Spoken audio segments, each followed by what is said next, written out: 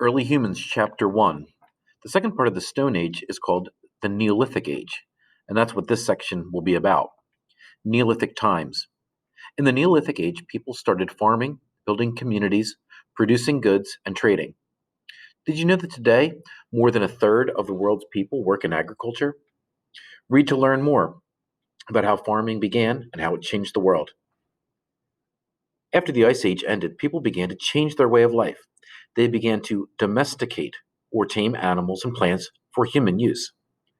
Animals provided meat, milk, and wool. They also carried goods and pulled carts. In addition, people also learned how to grow food. For the first time, people could stay in one place to grow grains and vegetables.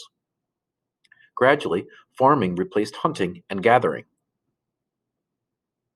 This change in the way people lived marked the beginning of the Neolithic Age, or New Stone Age, which began about 8000 BC and lasted until about 4000 BC. Why was farming important?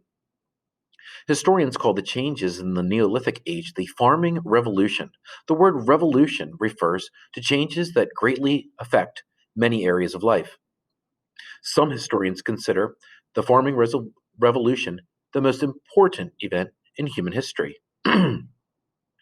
Farming did not begin in one region and spread.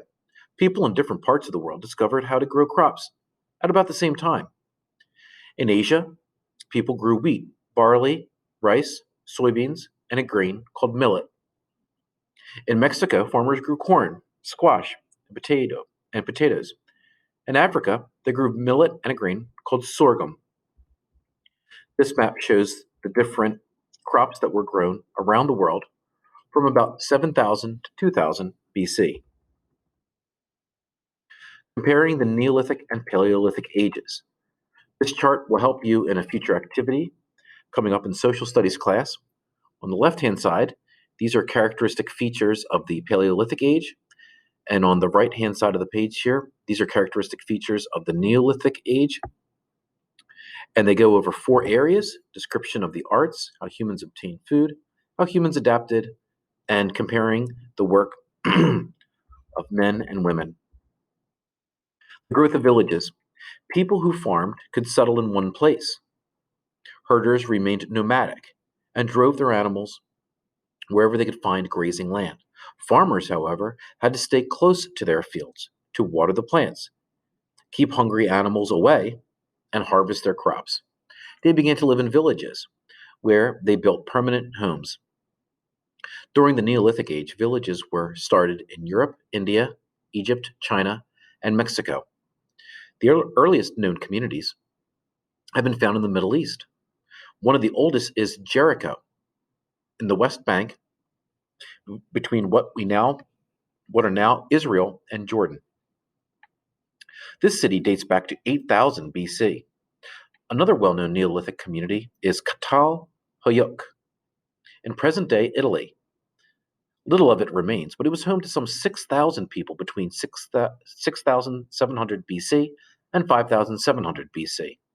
They lived in simple mud brick houses that were packed tightly together and decorated inside with wall paintings. They used other buildings as places of worship. Along with farming, the people hunted, raised sheep and goats, and ate fish and bird eggs from nearby marshes.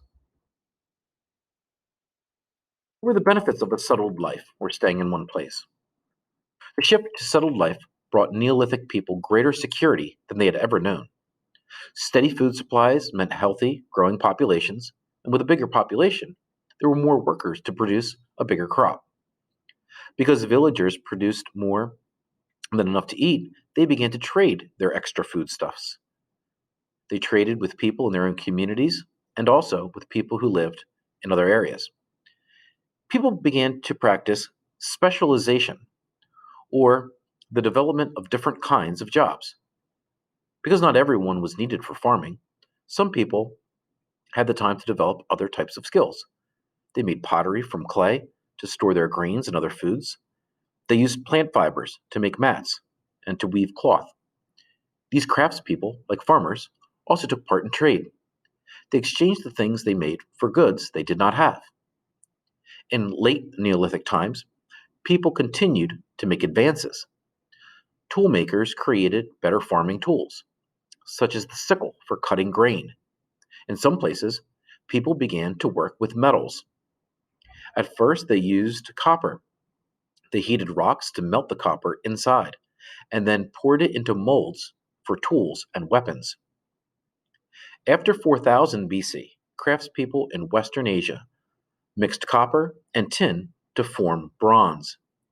Bronze was harder and longer lasting than copper.